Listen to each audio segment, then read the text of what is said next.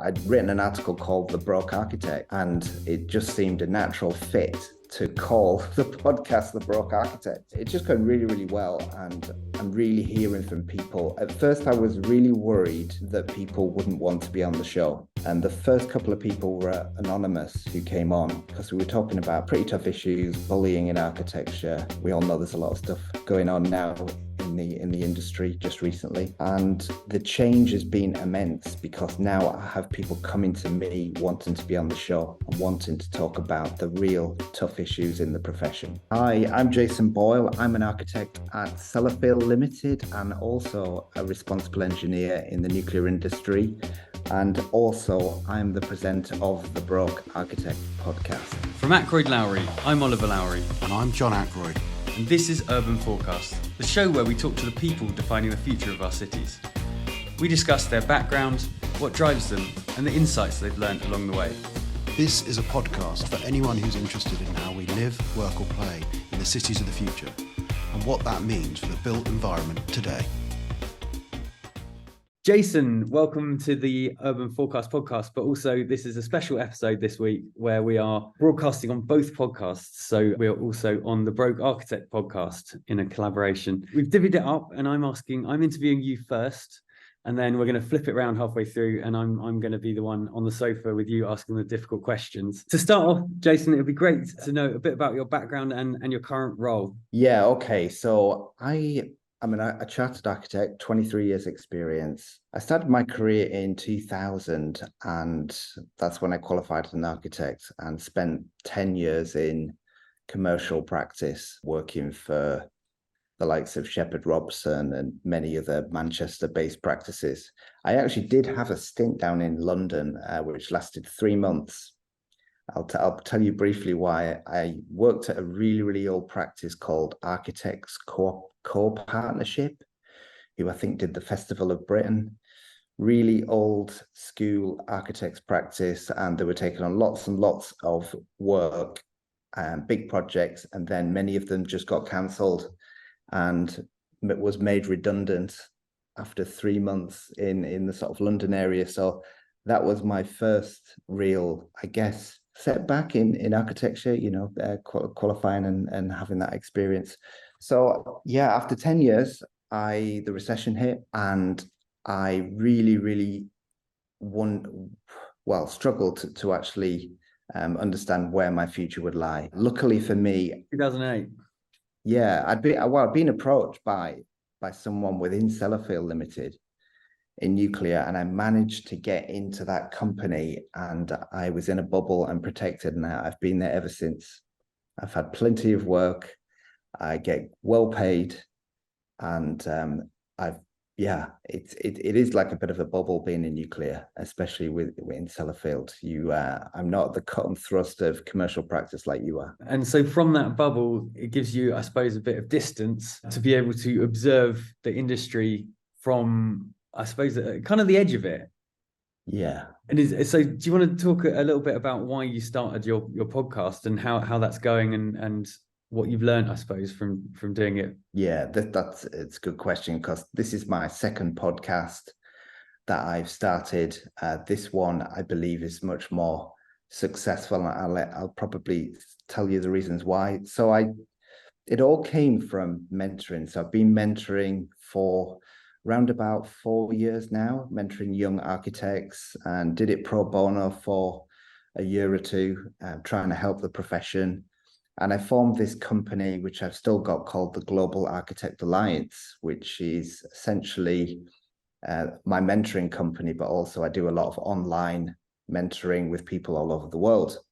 So I started the podcast, and I think the name wasn't particularly, there's a lot of interest in what sort of name you use on a podcast, I think, if you wanted to grow, a bit of clickbait. But the Global Architect Alliance podcast started actually in Clubhouse, in an app called Clubhouse. And we did many episodes, but it really wasn't doing very well. And I sort of had a real think about, what do I want to do? What do I really want? I think people really want to hear from. And the focus is that we talk to architects. We're not talking to architects talking about architecture. So I'm interested in the human side of the profession, how we struggle in the profession, how education is sometimes lets us down with the business side of things. So I came up with this year. So I'd written an article called The Broke Architect, and it just seemed a natural fit to call the podcast The Broke Architect. It's just going really, really well. And I'm really hearing from people. At first, I was really worried that people wouldn't want to be on the show. And the first couple of people were anonymous who came on because we were talking about pretty tough issues, bullying in architecture. We all know there's a lot of stuff going on now in the industry just recently. And the change has been immense because now I have people coming to me wanting to be on the show and wanting to talk about the real tough issues in the profession. Yeah, it's amazing, and it seems to be growing. You certainly get a lot more listeners than we do on our show. I think you, as a joke, described yourself as the Daily Mail of the architecture podcasts. So you're trying to be slightly controversial and work out what those hot topics are. What have you found are the kind of recurring themes that come up? That's a good question as well. Yeah. So the obvious one is low pay. There's definitely low pay. There's burnout, long working hours, unprofessional behavior as well. I could come on to. And also it seems to be a profession that is undervalued. I hear that on virtually every single podcast if you listen to, and it is quite depressing. But what we do focus on in virtually every episode is trying to find solutions. So solutions are really important because I don't want it just to be a podcast where people come on, they're whinging about the profession, but then offering no real way forward. That is a general sort of episode. Yeah. Yeah, and I think that comes across. I think I agree with you. There's lots of challenges in the industry, but at the same time, if we aren't trying to address them, talk about them, and then come up with solutions, then what is the point of just throwing our hands up in the air and saying, isn't it awful to be an architect? So I'm glad that you're always trying to come into a positive solution. I think the main ones that I think have come up recently are the sort of the cost and length of education versus the payoff in terms of salaries. What have been you say you try and come to solutions. What do you think the solutions are to those two topics? Yeah, okay. I'll say what I truly think. So I think architecture is a really tough profession, and I can understand the length of university that was designed, so you get some experience with also studying and you develop your skills. But I think we need to move much more back to how architects used to study as an apprenticeship. So the struggle with that and the challenge with that, if you kind of imagine you working in a practice and you're not getting that full breadth of the experience, you might be in a small practice or a medium-sized practice and not seeing all of the different ways of designing. But the balance is that you go also to university. So for me, it's an apprenticeship route balanced with studying at university. I think the focus should be on the degree is where you learning about the history of architecture, you're working out how to design, hone them skills. But I think the master's side of things, the part 2, should be focused much more understanding the business of practice, looking more at the part 3, the contract side of things. So you can kind of almost do your part 2 and 3 together and kind of at least knock a year or 2 off that length of study, because students now are coming out with debts of 90 to 100,000, and then they're starting 100 plus now. Yeah, especially in London, living in London as well. Yeah, I've got a more radical view than you, and I don't think there's any need for any full-time education if it's not something that people want for life experience. And lots of people do. Lots of people want to go to university, but I think 3 years full-time education should be enough, and nothing else. It shouldn't. There just isn't the requirement to, because, and this is why I think that academia is not the best place to learn architecture. Architecture is a very practical and pragmatic skill. And so what I find is that anybody that comes out of university, be it part 1 or part 2, we assume that we're going to have to pretty much train/retrain. Yeah. Because we don't understand building regulations and planning systems, because people in academia don't really either. You know, a lot of these people, the last time they practiced was pre-Grenfell, and now the requirements around a planning application are so complex, and 15 years ago they weren't. They were much more straightforward. So you're being taught, it's sort of like going to study accountancy and being taught economics. It's sort of similar, but it's not quite the same. Economics is generalist and accountancy is very specific, and architecture is quite specific. And I don't think it should be taught by people that are in academia. I think it should be taught by people that are in practice largely. But if people want to go for a 3-year degree because it's good to get away from your parents and learn life skills, that's a sort of a different, and I think that is a really beneficial part of people's lives. But again, I don't think that should be mandatory. So we're now partnering with New City College, to be able to offer part 1 degrees in full-time work. So it's 4 days a week in work and 1 day a week at college. We can do part 1 and part 2 like that. And we're also actually going in much earlier. So we are going into the schools and doing workshops, co-design workshops with the kids at sort of age 15, 16, when they're starting to make those decisions about what to do next. And then following on from that, we are able to partner with them to offer a T-level, which is equivalent to 2 A-levels. And 2 A-levels will get you either into university to study architecture. That's the minimum requirement to get into a university that offers architecture is a T-level. Or they can go from the T-level into an apprenticeship scheme with us. And then we could do part 1 and part 2. And you come out as a qualified architect at about the same time as you would have if you had done it the traditional route, because you compress, you don't have to do the years out because you're sort of already working in practice. So, and the benefit is, other than the T-level, you get paid the whole way through. Instead of going into debt, you're actually, you're not getting paid a full wage, you're getting paid an apprenticeship wage, but you're still not having to pay for full-time education and accumulating those debts, which people coming out now that we're interviewing it's over 100K, which is, it's a real challenge. So I think there's a whole thing around about diversity in the profession and who's coming forward into the universities. But I think we're almost going into a space where, I'll phrase it like this: if I was going to study architecture now, coming from a real working class background in the northeast of England, and if they told me you'd have to incur £100,000 worth of debt, I would not do architecture.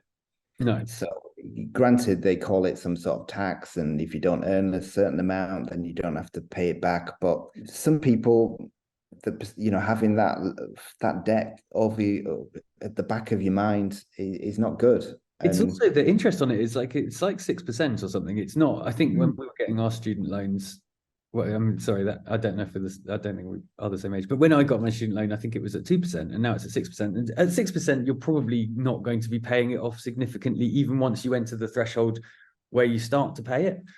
And this is why we were really keen. This is why we've spent a lot of time trying to work out how to be able to offer this basically from 16 route of never having to do full-time education, because we're trying to build a company that designs the cities of the future, and we don't think that we can do that if all of the people that enter the industry are from the same traditional background, who are, have enough opportunity to consider £100,000 worth of debt an acceptable thing to enter into a profession where £100,000 salary is probably as much as you're ever going to get, unless you're like a star architect.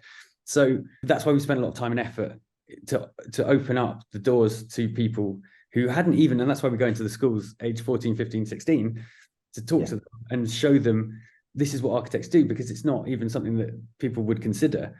And in the borough that our office is in Tower Hamlets, and I think the average salary in Tower Hamlets is about 32.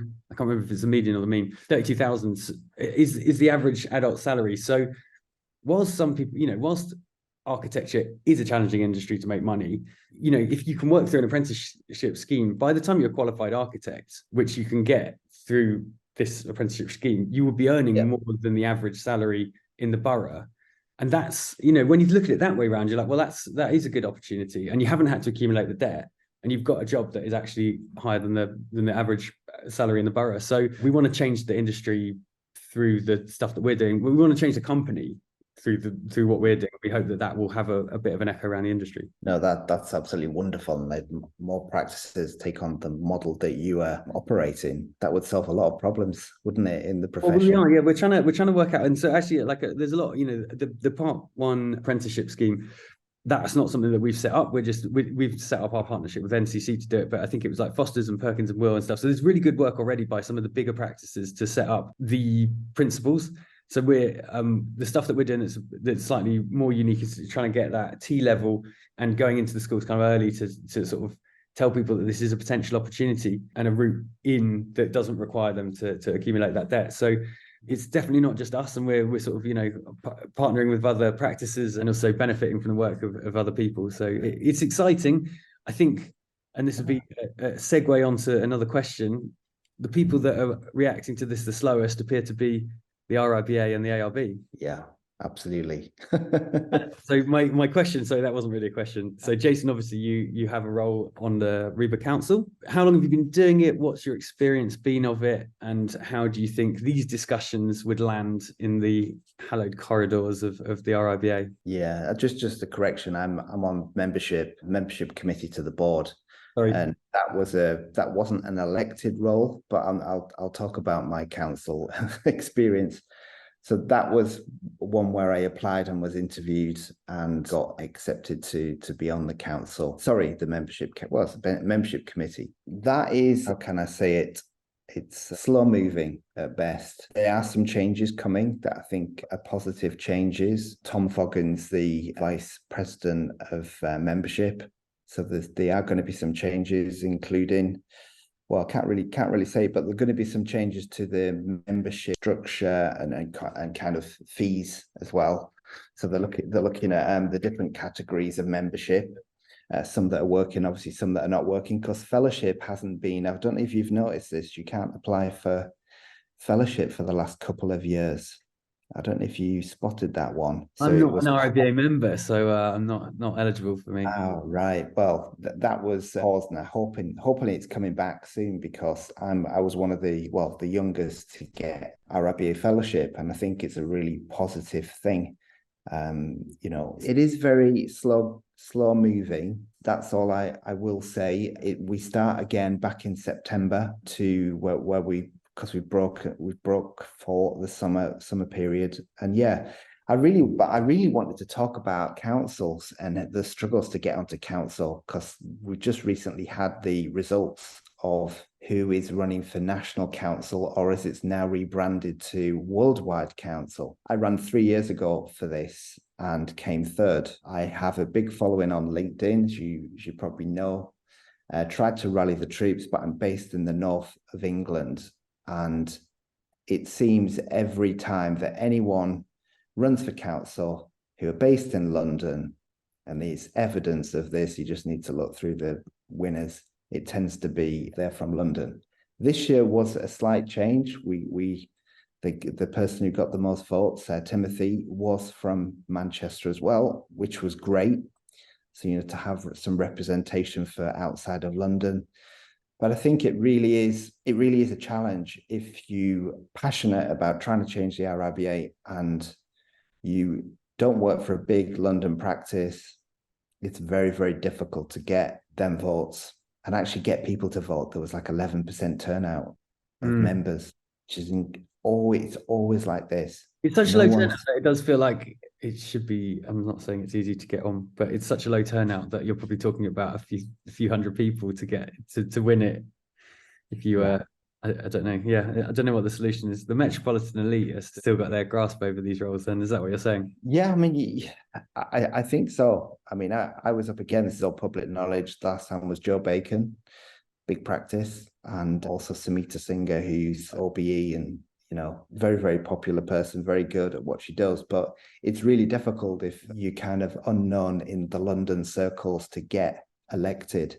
It really, really is. But yeah, it's they're my thoughts on running for council. But I don't want to discourage people. I just think you have to put a hell of a lot of effort into winning people round, and you can't just do it at the time the voting opens. You've got to spend many years trying to build support for the changes you want to make. And what are those changes? That's, I think that was going to be my final question is what, if you were in that role or even in the president's role or in the most powerful role in RBA, what would be your sort of magic 3 changes? Well, I don't think ARB really serves architects. I will say that first on ARB. They don't want to prosecute people stealing our title. That's in reference to ARB, but it makes sense in what I'm going to say next. I think function should be protected. So the title is titles are titles. You and I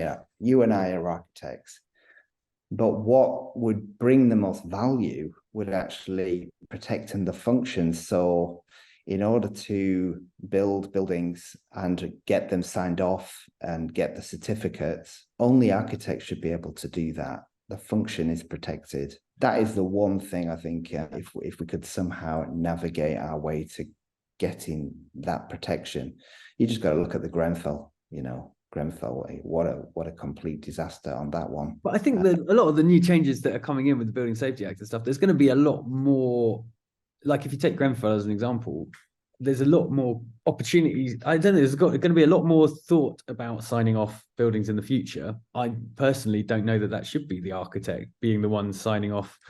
Like we have to have such generalist knowledge that I'm much more comfortable with a fire engineer doing an EWS 1 than an architect doing it, because a fire consultant has this specific knowledge. And I think that they, the whole point of the post-Grenfell stuff is responsibility should be allocated to the person who is really the specialist in that area. Architects are so generalist that I'm not sure that I would think it a beneficial thing to make architects the only ones responsible for signing off buildings. Oh, no, I didn't mean that. Sorry. No, I mean, what I mean by this is the architects are actually hold the golden thread. We're there right at the inception of a project, and we're often there right till the end, as long as other consultants can come into the equation and the contractors. But I think we need to stay on that project right till the end. Okay, I see what you mean. Yeah. Because often we are dispensed with.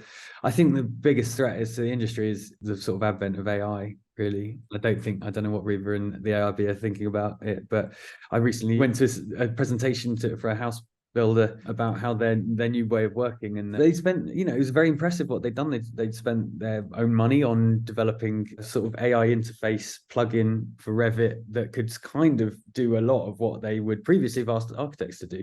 This particular sort of plugin was for feasibility studies, and there's lots and lots of these tools out there, and I think that that's generally how we get our first interaction with developers, with clients, is doing that feasibility work. And this is controversial in itself, but we do offer that for free with new clients, because I think that's, I've sort of been criticized for this before, because you're devaluing your role, but it's not. It's our advertising budget for effectively, our onboarding process for new clients is that the first bit of work that we do for them is free.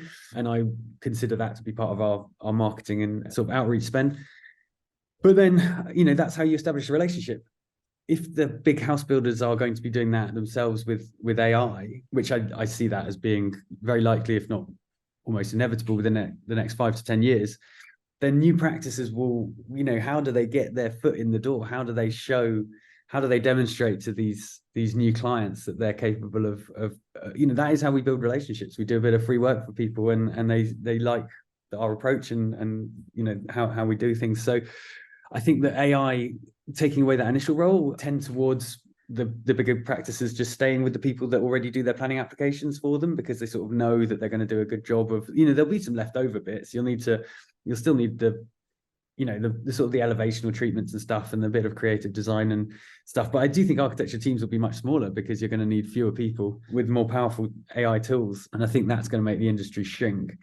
And then at the other end, I think that detailing, a lot of the stuff that the kind of our technicians do, it's complex stuff, but it's reasonably repetitive. And I think, and I'm sure that Revit are building their own. You already get the wall build up, when you cut through a section. Not that hard to imagine that it could also start to, do the membrane laps and whatever else you need to put in. That manually at the moment you're putting a kind of, cavity tray or whatever it is over the top of your details. But why can't a bit of AI do that? I'm sure it will be able to, because it is almost, it's very similar on a lot of buildings. And so that's another bit of the industry that you'll just see shrink. So I don't think that those are both very positive things for people coming into the industry now, but there's lots of things that AI won't be able to do. And I think retrofit's a challenge, non-house builder projects. So kind of like different sectors, I think, where there's more bespoke and end user led projects, there's going to be more people having to flock around those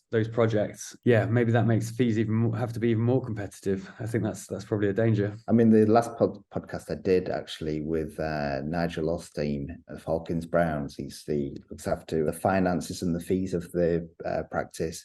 He just basically said, well, I don't think architects really should be working on housing, can't really make it pay. I don't look at anything less than £1 million in value, was his view. You can hear it on the podcast. Construction value. Yeah, and construction value. I know. That is, that's a particular... Hawkins Brown have got a particular overhead, and that's, if you're talking to somebody that has a business that has 2 staff, I don't think that's a rule that would necessarily apply. Yeah, and that was challenged in the podcast by someone who has a small practice. But I think the point is, it is difficult to make architecture pay when you're doing house extensions and maybe not one-off houses, but small work. It is really difficult. Yeah, no, definitely. I agree with that. Have you got any final thoughts before we flip it over? I was just interested actually in your view of the profession, and what you hear people moan about more, because, a lot of people come to me and they'll talk about money, they'll talk about the long working hours, they'll talk about the length of the profession, the levels of debt, but what are people saying the same things that they're saying to me? As you're a practice owner, I'm not. Yeah, I mean, really, the thing that we've lost staff to over the past few years the most is people moving out of London, because, it's an affordability issue for this particular profession. I think it's difficult when you're in your 30s because the length of the education and the relatively low wages. If you've got friends that are lawyers or in banking, they'll be able to get their first house way before you to buy a house if that's your aspiration. And rents are going up, and there's more competition for those rental spots, and people are just going, do you know what? London hasn't got that much of a draw. And London is starting to, the affordability with architecture salaries and length of architectural education in mind, is starting to push people out of the city. And so, that's a feeling that is definitely, you hear it with staff and other architects. So yeah, I think there's that. And then, architects are always going to whine about how tough it is being architects. I still think it's, it's a challenging industry, but it can be very rewarding. So, there are people that still mention that occasionally. I just, maybe lastly, before I start asking you questions, is please listen to the podcast, because if you're thinking about doing architecture, or you're even thinking about quitting your journey into architecture, you're hearing from architects who've been through it and have experienced all these different experiences, going through education, work, took on debt, coming out of, being bankrupt and coming back. So it's a really good way of navigating the profession, I think, listening to that podcast, because it is very specific to, hearing from the architects themselves on the struggles in the profession. So. Yeah, that isn't me, to clarify. Get the one that went bankrupt and then had to come back. I put that out there. I think my listeners would be really interested, Oliver, in about your background and why you particularly wanted to study architecture. Interesting. I don't think I usually get asked that question from so early. The answer is I actually went to art school and I didn't really like it. So architecture was seemed to be the most adjacent career. It seemed to be something where I could do a creative thing, but there was a discernible outcome. Fine art, I found, I like the creative process, but at the end of it, it was very hard. It was very subjective as to whether something was good or bad. And I just found the art college environment a bit, I think maybe I'm like I don't know, I'm too basic for it. I just wanted things to be kind of right or wrong. And I think when it comes to architecture, it's easier to ascertain whether a project is being successful or not, versus fine art, where I could look at something and think it, you know, a sculpture is good and another person could think it's bad. I think good buildings, I think, are pretty relatively universal. I think people can recognize when they're in a great building or in a really bad building or in a really bad development. I think you don't have to be an architect to know when you're in a poor quality development. So that's what got me into it. And I didn't really fall in love with it until my third year of architecture school, when I did like one of these fantasy university projects on a school. And so before that, I hadn't never really found something that like I really could imagine, because maybe I suppose I'd never owned a house and I'd never stayed in many hotels. So all these abstract briefs were a bit meaningless. And then a school, I was like, well, I went to school. So I'm like, okay, that's something that I can really, if I was a kid, this is what I'd like. And then I just found this passion for it. And so I then basically went and I found Archetype when I graduated, and I walked into their offices and I had my CV and I was like, hi, I want to work here. Because I looked up all the school architects and they were sustainable school architects, which was my other passion. And I was like, this is like my dream company. So I walked in there with my CV and slightly obnoxiously sort of said like, I'd like an interview. And then eventually I got one. And in fact, I think maybe I didn't leave until I'd met the boss. I can't remember what it was. Yeah, it was a bit over the top, but they gave me a job and I just loved it. And so I was like the happiest guy for 10 years working there and learning and designing some good schools and some less good schools. I mean, it was like when Gove came in, it all became a bit challenging when he was education secretary and cut all the budgets on the EFA. And that's when I started to think about setting up my own place, because I was finding it very frustrating under those. It was like David Cameron's government had just got in and they just cut all of you weren't really allowed to be, design wasn't really part of like the EFA schools program. It was kind of like churning out boxes, and Archetype absolutely did the best that they could with what we were given, but it was just slightly less joyous. And that I think that's flipped around now, and there's some great school buildings happening again. But it was that moment in time, sort of maybe started to think about other sectors, and also I suppose the cut and thrust of running a business. And me and John were both working there, John, my business partner, and we started chatting about ideas, and that's when we sort of started to form a loose idea of starting off a practice. No, that's fantastic. And did you, before you set up the practice, did you know much about the business side of architecture? No. Absolutely not. No.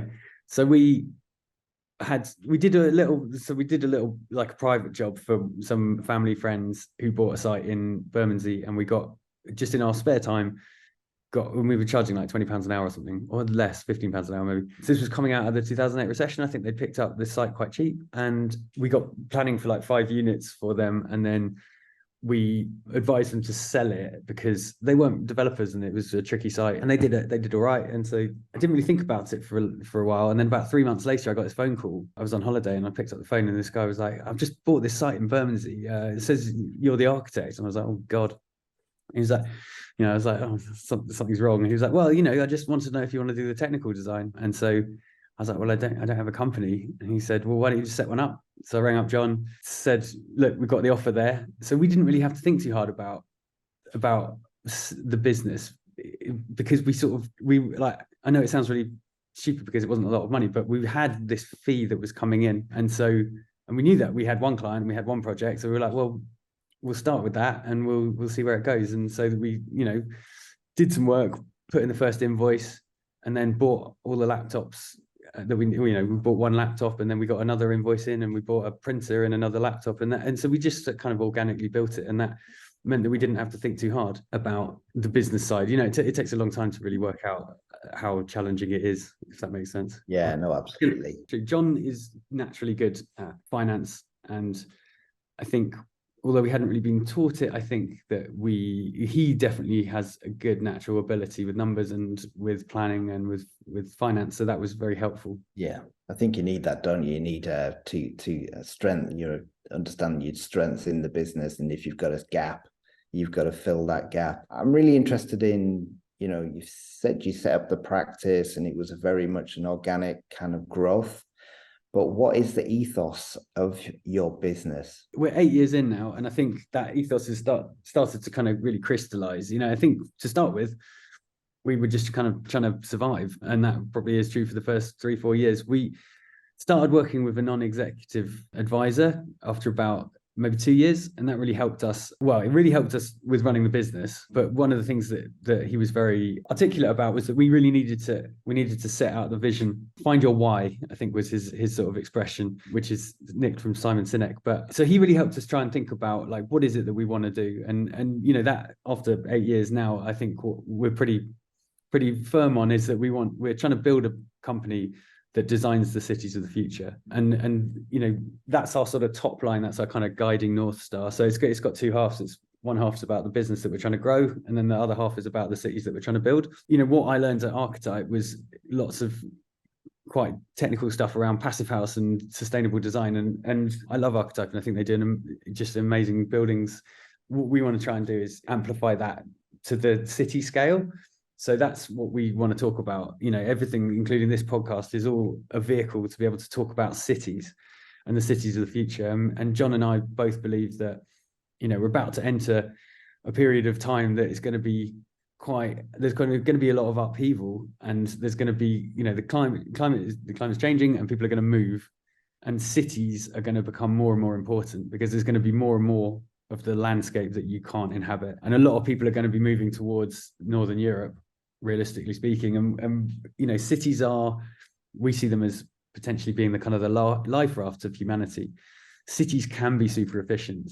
You know, high density living can be really efficient, and cities are going to need to accommodate more people, and they're going to need to do that with less resource.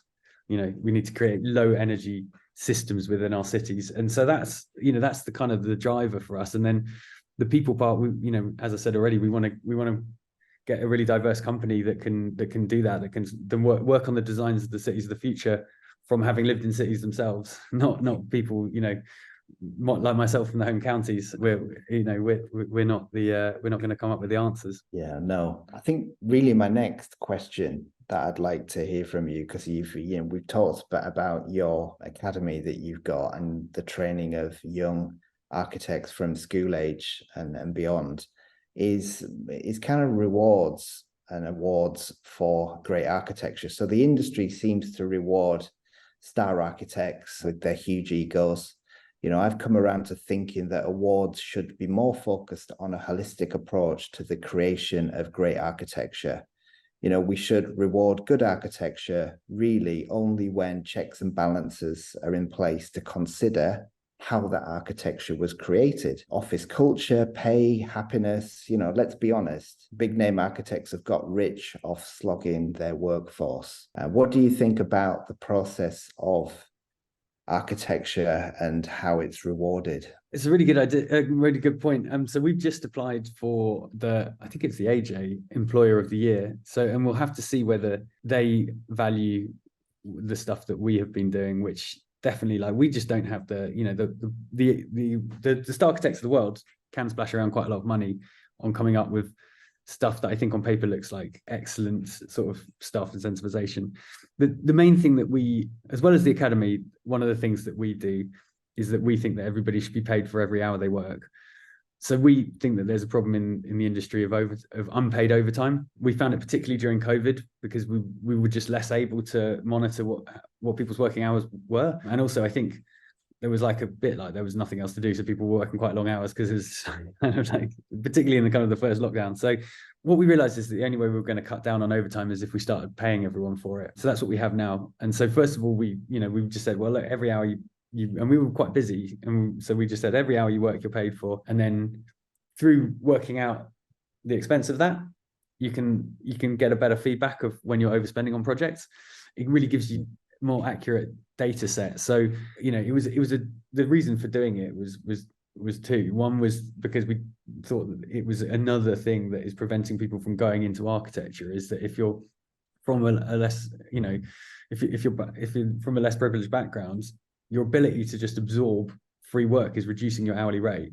And that's something that we think should be shifted within the industry. You know, it improves your diversity if you're able to offer people the actual hourly rate that they're promised, rather than a sort of, you know, a sort of inflated or deflated one. And the second thing was that we really rely on our data set when it comes to running the business. And the most accurate way that you can I remember when I was at Archetype, my timesheets were not the most accurate because it sort of didn't really matter. It was like I just had to get 37 of them down on 37 and a half of them down on a page. I think now, if you know that you're going to get paid overtime, but we ask for a bit of, we ask for some details about what you're doing there, because we don't want it to be kind of misused, and not suggesting that it would be, but it needs to be justified. So you get quite a detailed breakdown of what's really costing you the pain points, what's making people have to work.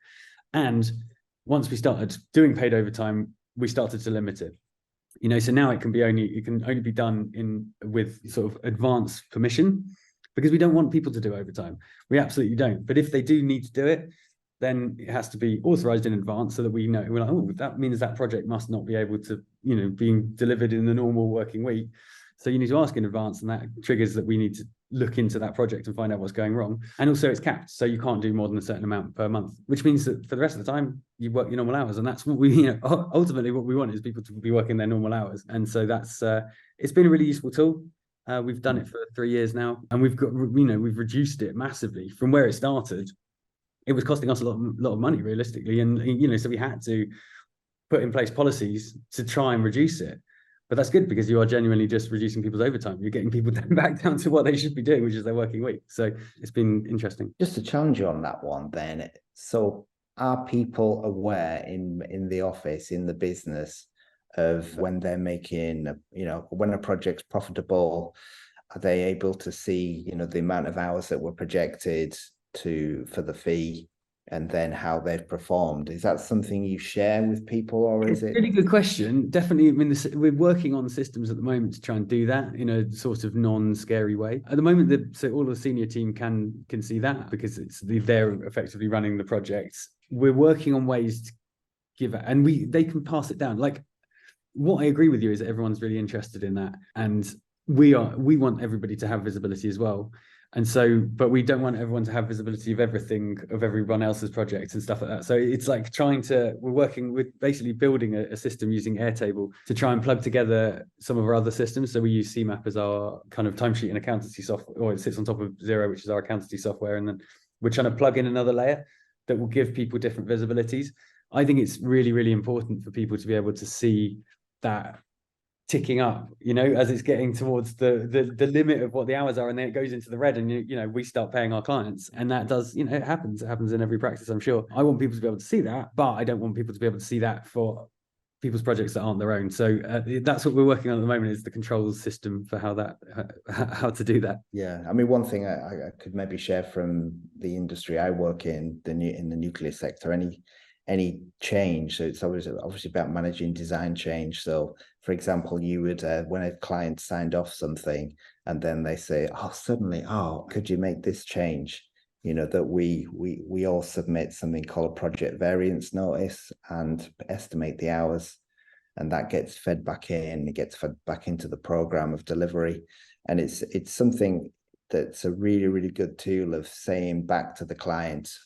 They soon start changing their mind with what so the thing that we're building is it would have that change tracker within it. So that is the idea, that we're trying to promote the idea that everybody, not just generally it tends to be that the directors are going, when we notice that a load of extra work's been done, we're like, go back to the client, we're like, hey, we should be paid for this. But we want kind of to empower everybody to realize what the deliverables are and aren't, so that they can just suggest that if additional work's being asked for directly to them, they can see whether it's in there themselves, and then make their own variation order or change tracker order, or whatever it is that you call it. Yeah, absolutely.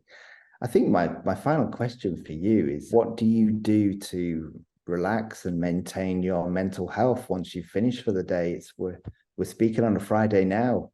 What is it that you do to unwind? Well, yeah, it's pretty stressful, it must be said. I've got quite into the gym this year, and that's really helped with mental health. I try and go every morning and do a 45-minute workout session to try and unwind. I think the problem with running a practice, and particularly if you're really passionate about it, which I am, is that it does, I don't think many architects have that many hobbies.